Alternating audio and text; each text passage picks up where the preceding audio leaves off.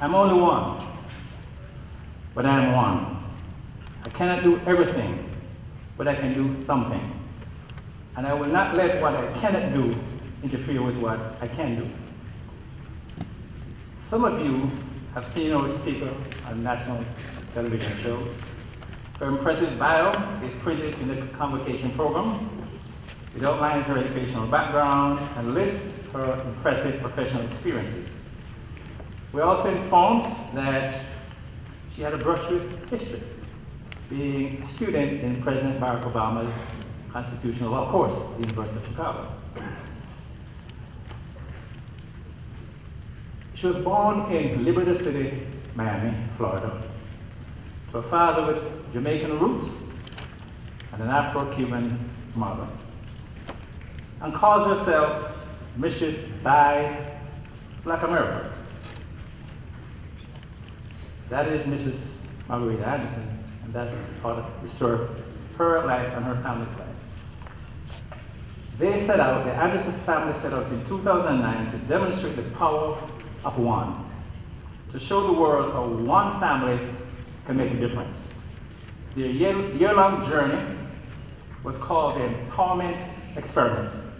It became a rallying call to African Americans and others to empower their community by leveraging the purchasing power and consumerism to solve community problems.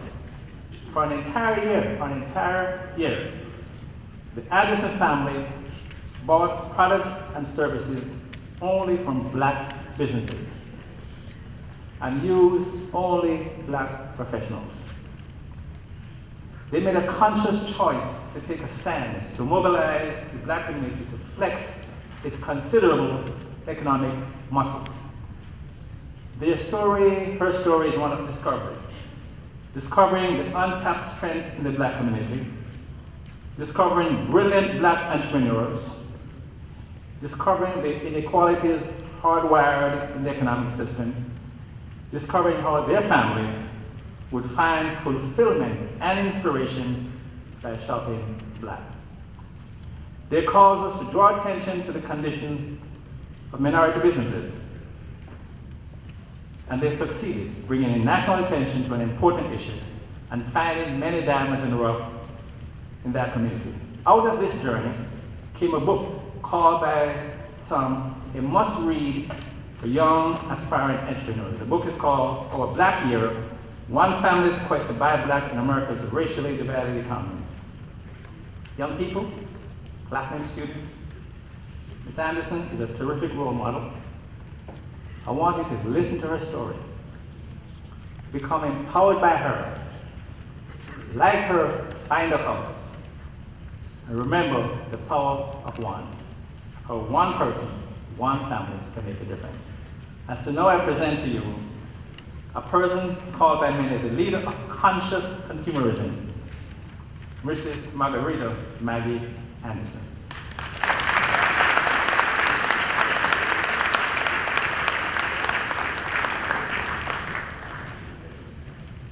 Good morning, Panthers.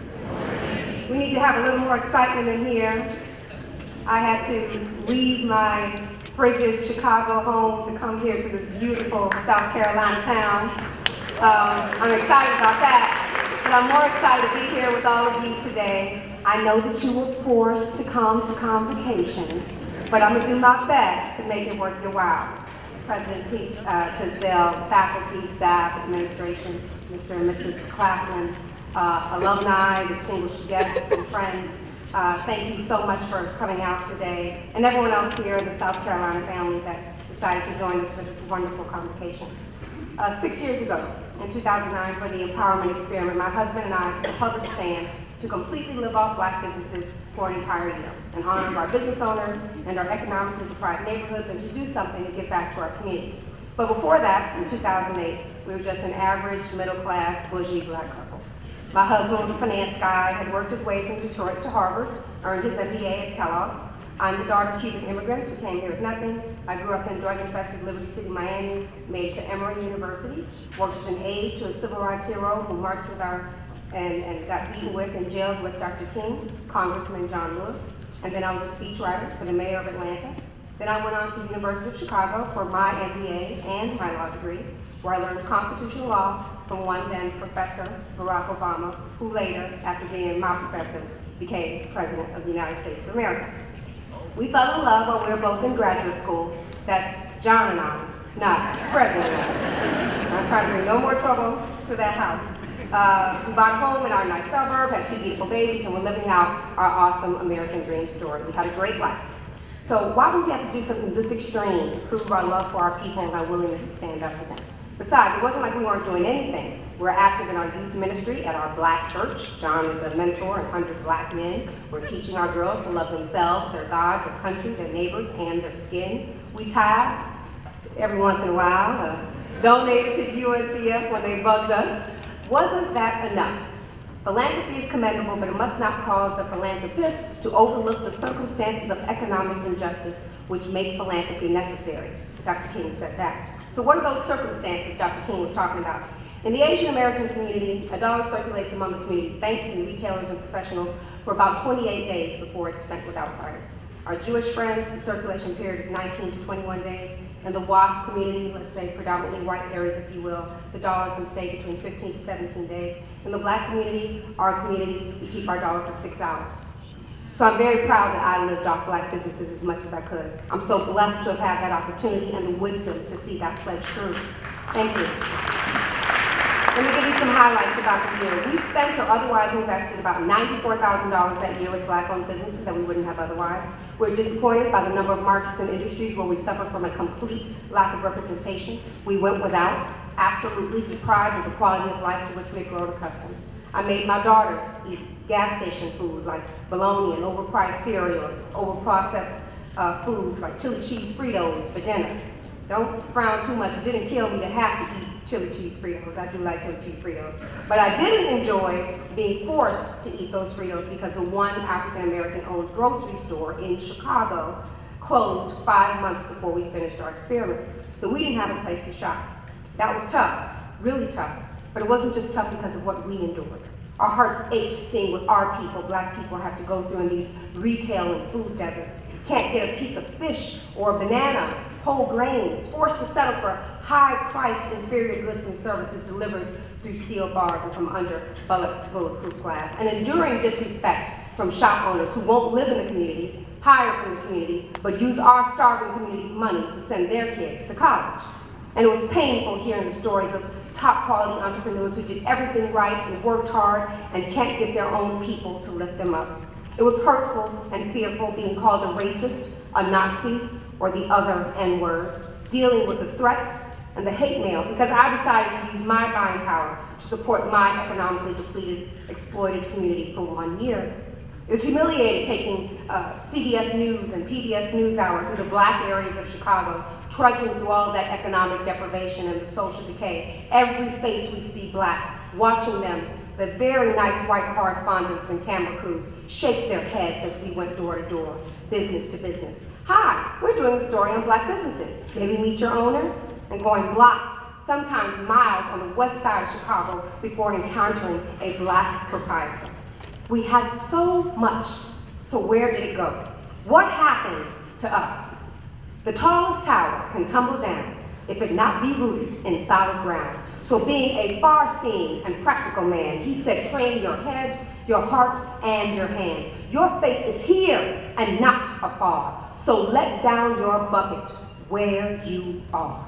That was Langston Hughes in the economic solidarity poem, The Ballad of Booker T.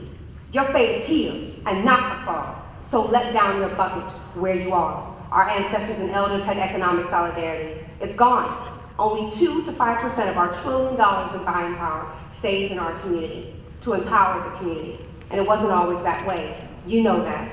After emancipation, African Americans amassed great business power. Cities like Tulsa and Durham are the most documented examples. These cities came to be called Black Wall Streets, you know that. Our people built schools and churches and banks, insurance companies, grocery stores, hotel chains, drug stores, hardware stores, daycares, hospitals, hospital systems, all kinds of shops and professionals thrived, all black owned, hundreds of millions created and recycled.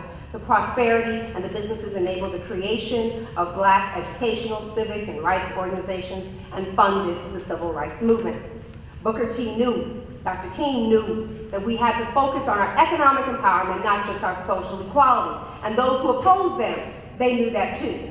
Over 90% of the lynchings of blacks that happened during Reconstruction and Jim Crow were of business owners. Did you know that? Economic terrorism. Those people, our elders, our ancestors, watched as their vibrant communities, their homes and thriving economic thoroughfares in Tulsa got bombed, then torched to the ground, then looted. White crowds watched, called them Negro barbecues. But we've forgotten them. We've forgotten our history, forgotten that even our noble Dr. King was asking us to be conscious consumers. Dr. King wasn't just fighting for basic human rights, the right to drink water where we want or eat where we want. He died for us to build where we want to. He died urging us to turn our buying power into community power, economic power. King was fighting for black businesses, not just the right to shop at everyone else's. Now here's a quote from him. This is not the one you're going to hear on the radio on his birthday or quoted in the books, the one that conveniently gets left out. In a public address, Dr. King said, "We've got to strengthen black institutions. I call upon you to take your money out of the banks downtown and deposit your money into Tri-State Bank. We want a bank-in movement in Memphis. We're just telling you to follow what we're doing. Put your money there." He said that. Those banks and insurance companies were the backbone of the black community, North Carolina Mutual, Mechanics and Farmers Bank, and that they built the legendary and now defunct Black Wall Street in Durham. Now they don't exist. The bank that Jockey Robinson built so that black families can get mortgages and black entrepreneurs can get business loans, Freedom National Bank, that's gone. We celebrate Jackie, we celebrate King. We talk about them when we think about great American racial progress. But the banks they built and fought for, the banks that helped them make that progress, are dead. So let me give you some numbers, President. I hope you didn't think I was just going to preach today. I'm going to teach a little bit while I'm here, if that's okay. The largest black-owned bank, Carver Federal, is $84 million strong and failing. They were about to shut down for good until the good folk at Goldman Sachs bailed them out with $55 million. And my own bank, Covenant Bank, just failed. Luckily, we got someone from the community to rescue that bank, Liberty Bank, my new bank. The largest Asian-owned bank in America, East West Bank, has $30 billion in assets, thriving. Banco Popular, Puerto Rican-owned, largest Hispanic-owned bank in the United States, $38 billion in assets. Remember, I said 84 million, 38 billion. Billions and billions targeted to, available to, created by, for Hispanic entrepreneurs who may not be able to get a loan otherwise, and Hispanic workers who can't get a mortgage otherwise, Hispanic students who can't go to college otherwise. That's what Banco Popular is able to do for its community. That's empowerment. That's what King wanted us to do when he asked us to put our money there. He didn't want equality, he wanted empowerment too. I hope you see the difference. So I ask you, young ladies and gentlemen, black or not, I ask you, how does that make you feel? He asked us, just as plain as he could, to support our banks and institutions, and we did it. We did not let our bucket down. As black students or not, you just don't have the right to do what the folks in the generation before you have done. You see, my generation, we developed this dangerous sense of entitlement and gratification, like it was all about us. All the marching and hangings and getting burnt up and jailed and killed. So all I gotta do now is live right, live nice, and buy nice things. Before the empowerment experiment, I was one of those people. I thought like that. I got my good job, I got married to a good man who also got his good job, and we made a bunch of money and success, and we bought our nice house and had nice clothes and nice vacations and nice cars.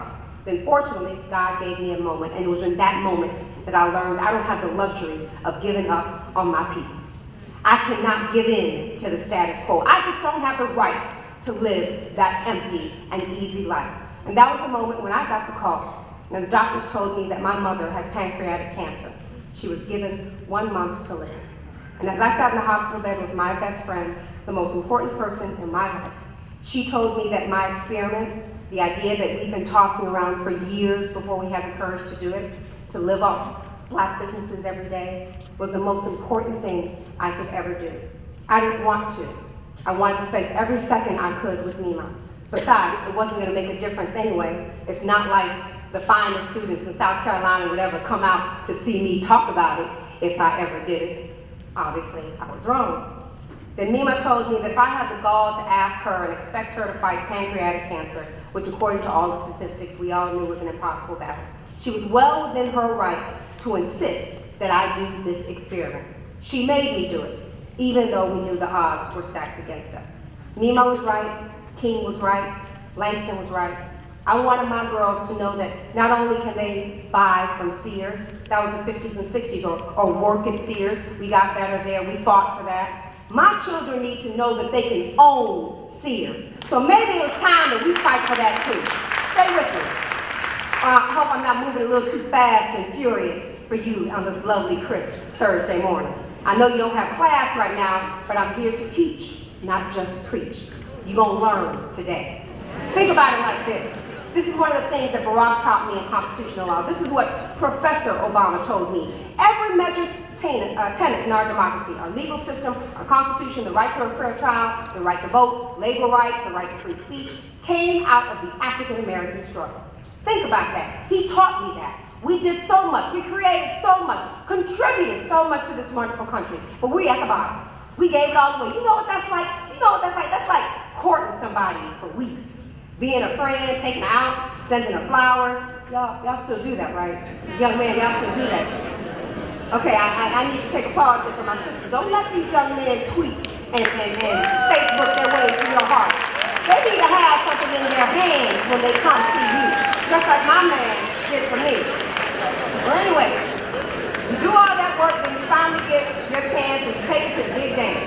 And then you get there and it's everything you've ever dreamed of, right? You get her something to drink, and then she goes to dance with the next brother. Leaves you hanging. That's what that's like. You know what? That reminds me of a young man named Chad. I did the same thing to him. Poor thing, I need to find him and apologize for that. He was a sweet boy. But okay, back to the issue at hand. The issue is that we can't get this far in demonstrating our greatness and then just let it all go. You got to show the next generation that our greatness is not some historic, fossilized, and ancient notion. Friends, I can tell my little girls all day long to believe in themselves, work hard, and they can be whatever they want, blah, blah. But then they look outside or on TV, and everything else tells them different. I've got to show them, not just tell them.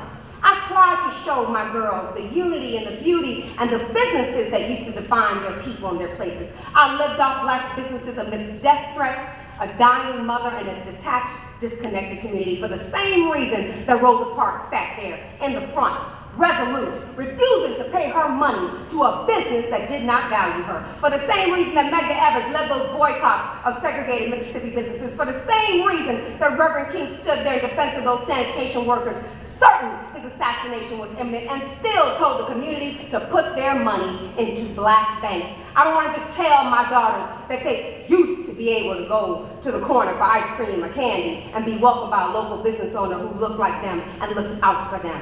Tell Kara that she can own a clothing store. Why would I tell her that? When we can't come together to support the ones we have now. When the one I took her to that year closed down in less than a year. So why would I tell her that? Why would I tell my girls that? Because of Sojourner? Because of Harriet? Come on now, it's not right. I can't keep telling you and my own children, our most precious, to look backward or in a book at history for inspiration.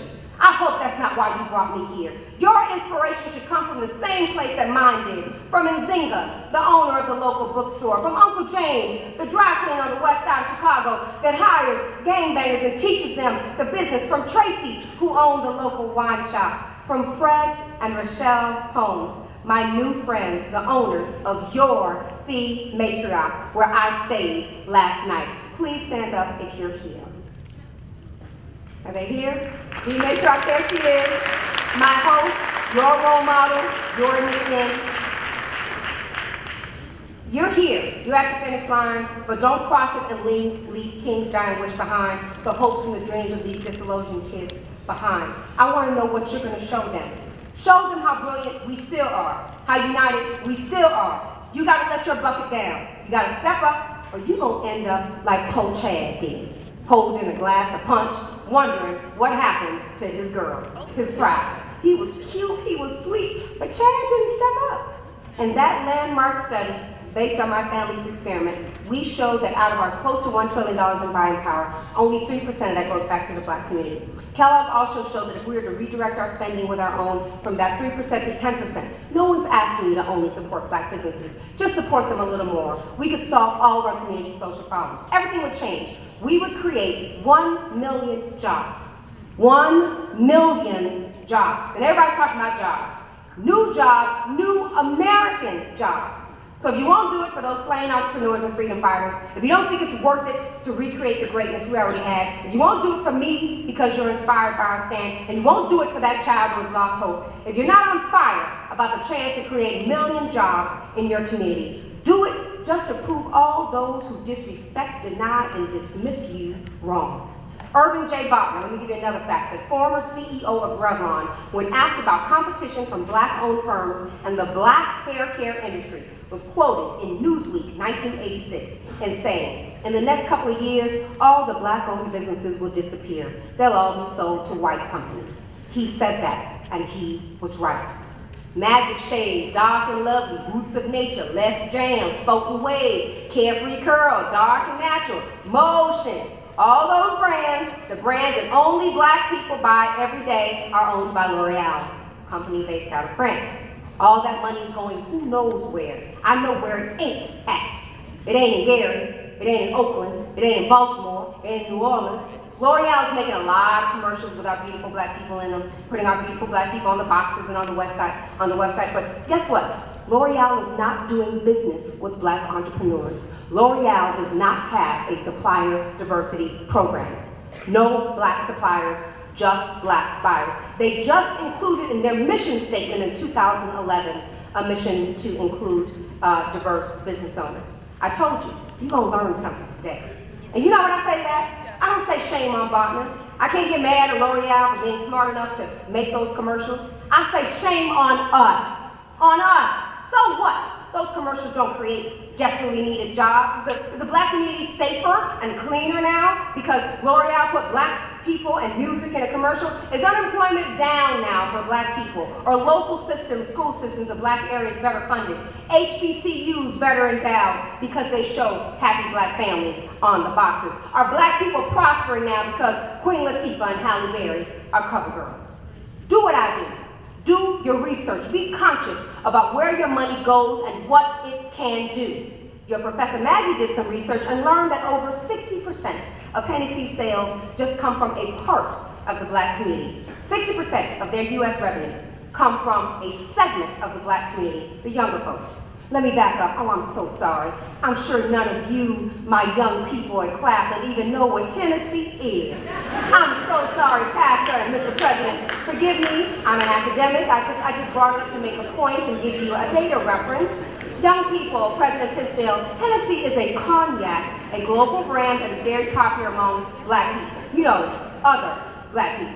But anyway, over 60% of Hennessy's U.S. revenues come from Black people in America. They won't disclose, even to the Wall Street Journal, the total amount they made from the whole Black community, but estimates put it at above 80%. With that kind of money, there should be Hennessy hospitals in Harlem. There should be new chemistry labs at every HBCU, and Hennessy should have funded the new Claflin Entrepreneurship Center, and I should be teaching at it. Seriously though, y'all.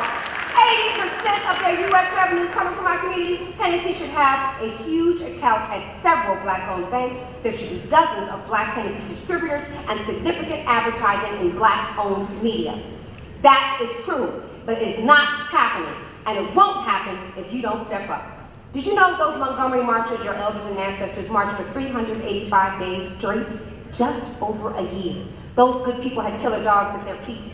Death threats, thugs raping our women and menacing our kids. They were hanging and beating up our men. But not one of those marchers got back on the bus until they got the respect they deserve. Now I just need to know, are you marching or are you still on the bus? Riding, comfortable, but sitting in the back. This is it, Claflin. Don't just read about and remember our greatness. You gotta realize it. Don't just read about those families, those homes that were burned down in Tulsa. Feel that pain by going back into those economically exploited neighborhoods now, fighting for them with the money you have in your pockets, with the businesses that you can build in the future. Don't just read about King. knowing that he would be killed during his mountaintop speech. And he used that platform to show black people their economic power, to urge the community to support black banks. Don't just read about that. Feel the fear he must have felt. Imagine that. Imagine the love he had for his community, how much faith he had in his community to make that economic dream his last wish. I want you to feel that today. I want you to feel it and realize it by opening an account at a black-owned community bank now. This is what it means to be young, intelligent, and free. It means you are free to fight and free to think and free to feel.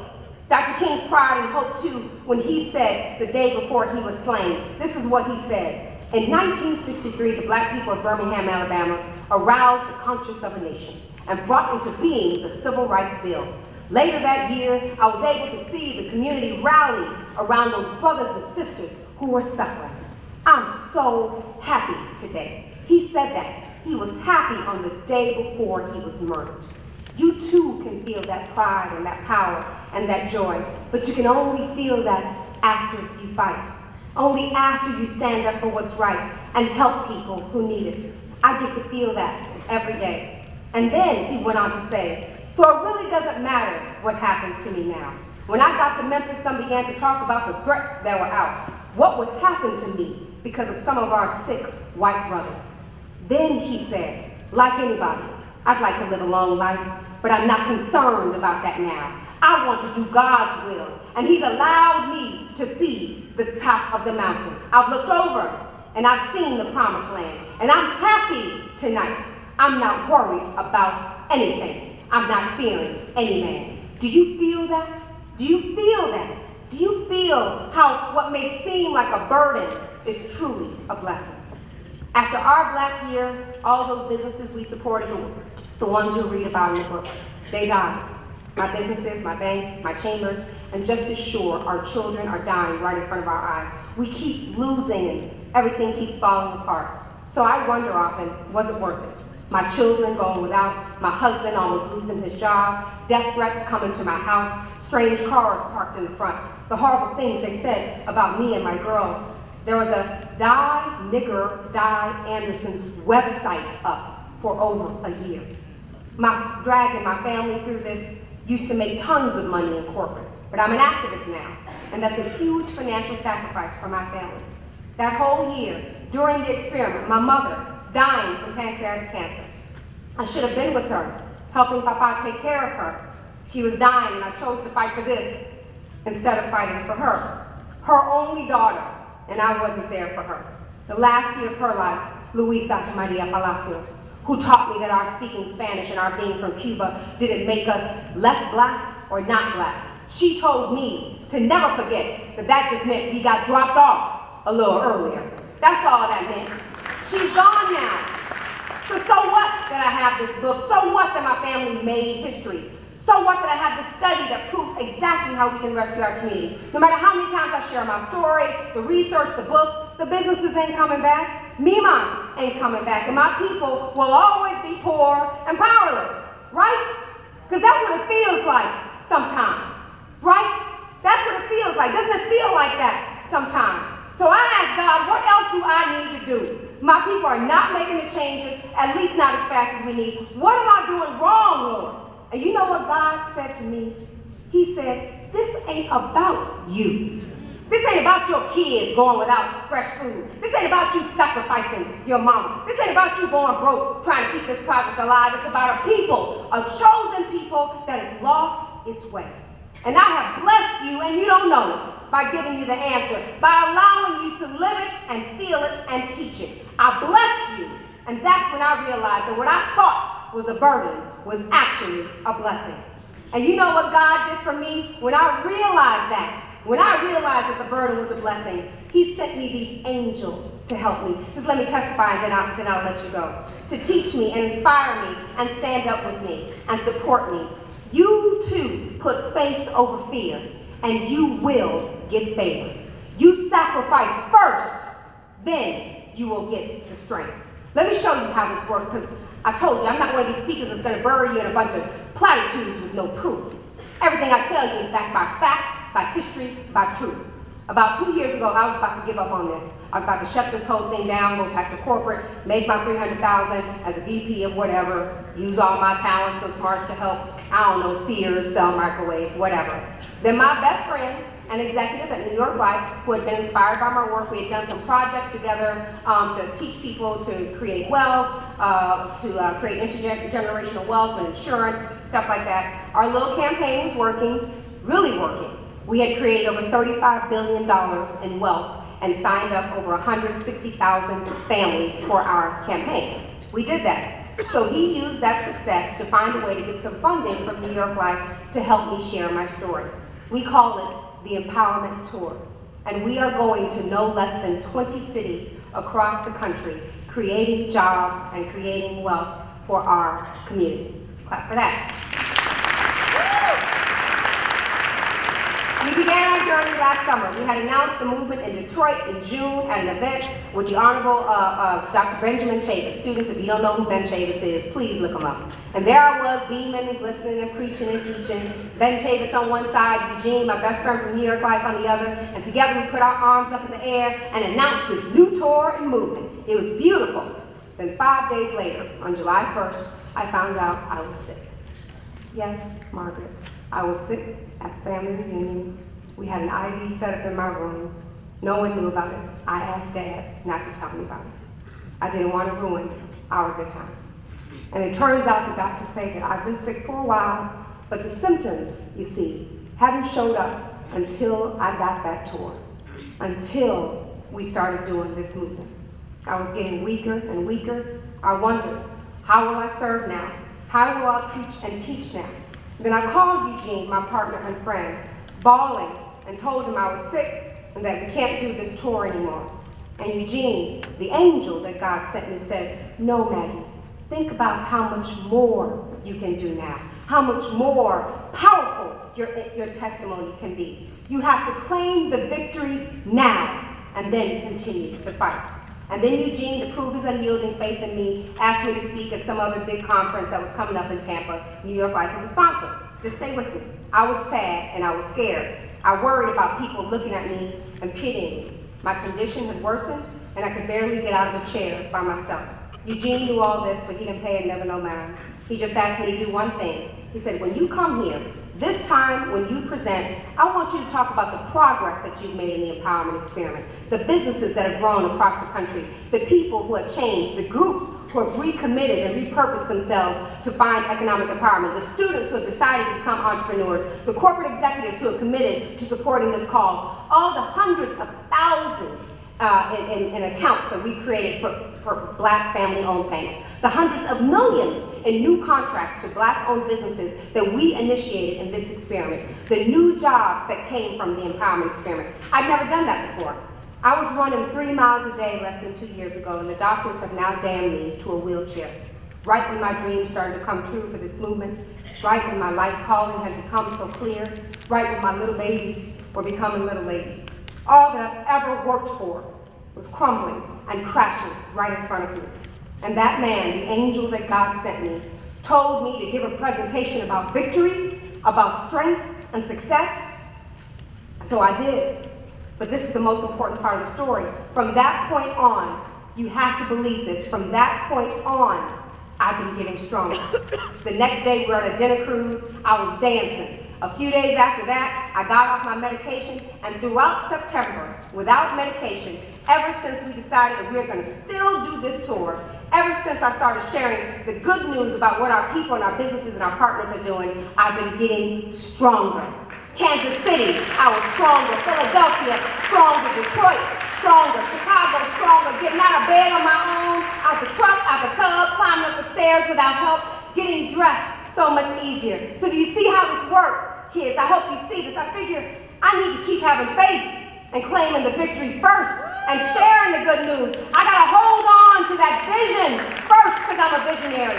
Faith first and then favor. Prayer first and then the power. Lifting up those who need it, even when you need lifting up yourself. You sacrifice first and the strength will follow. And I say, who knows? I keep sharing and inspiring and generating these successes and proving how right and righteous this movement is. We keep closing our eyes, just closing our eyes and holding on to that vision and taking the time to perceive the blessings that we have. We keep doing that, I might be jogging up these stairs the next time I come see y'all at Claflin. So yes, they say I'm sick. The doctors say I have muscular dystrophy.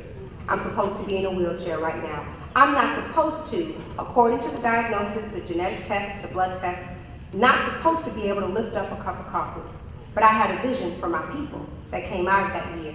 And I wanted to march. So you know what God said? March then, if you want to march. He said, you are not sick, Maggie. You are right.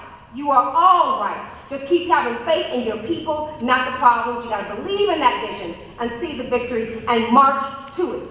Do that, and you and your people will be healed. Or as we say at Claflin, transformed. Do you see now? Are you starting to feel it now? Do you still need proof? Just look at me. I'm standing here, lifting my arms up like this, bouncing up and down like this. My muscles are supposed to destroy themselves, they said. Maybe even my heart. That's what they say. But I march anyway. I really believe that this movement can heal me. I know because of you and because of what you are going to do tomorrow that I'm going to be okay. Family, I wanted to share that testimony with you before I go because I'm all about proof, like I said, but I don't want y'all to worry about me. I didn't tell you that to get you down and make you sad. Because you know what? We all got problems. We all got problems in this room. It could be health, family, finances, school, career, whatever.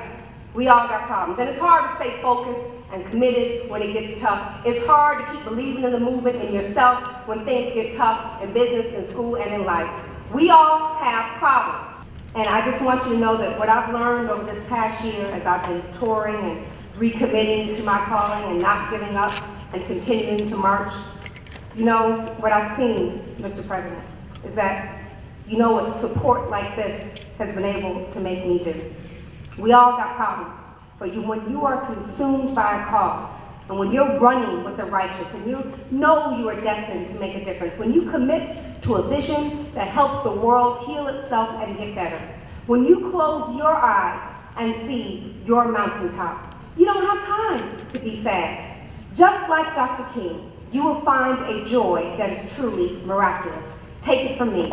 For me, in this movement, when I see the community come out looking for hope, ready to act, to help poor people, make communities safer, enable young people to realize their dreams. In the movement, in here, right now, for this hour, the problems, they fade away. We are not poor today, not in here. We are prosperous.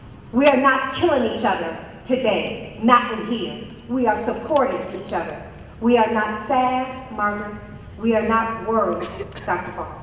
We are not forgetting those that we've lost, not today, not now. And Claflin, I'm not sick today. I am strong.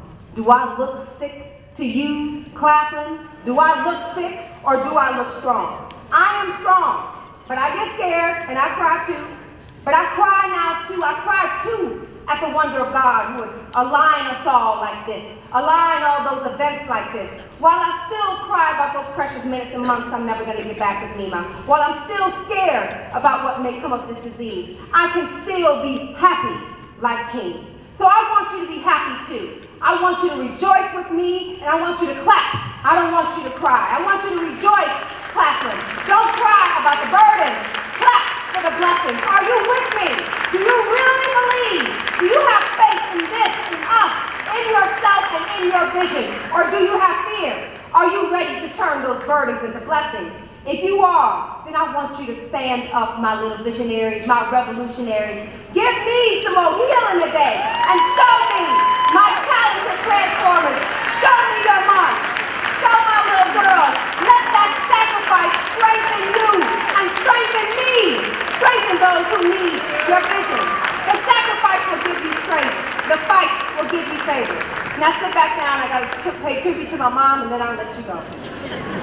They gave Mima 1 month, I told you that. But she was a fighter, as you can see. She had some marching to do, and she did fight. My mother lived way past that 1 month, 16 months with pancreatic cancer. And watching her fight was tough, but that burden too was a blessing. God wanted me to see that fighting is not always about winning. The triumph is in doing something. The triumph is in trying. So what are you going to do? I gave you the Kellogg study, the data, the history, the proof, but can't nobody break it down like our mamas. And Mima said this to me right before she passed, in my arms, 1 month after we finished the empowerment experiment. She said to me, Mija, which means my daughter, Mija, I'm going to go out fighting. Are you? And I say it to you now, my new Claflin family. I'm going to go out fighting. Are you? Yeah. Thank you. Thank you for coming out today and letting me share my story. Thank you. Thank you so much for believing in yourselves and this movement and believing in our economy enough to invite me here. Thank you all so much. I do have copies of my book. If you buy it, the proceeds go straight to the Empowerment Experiment Foundation. I love you all. Thank you.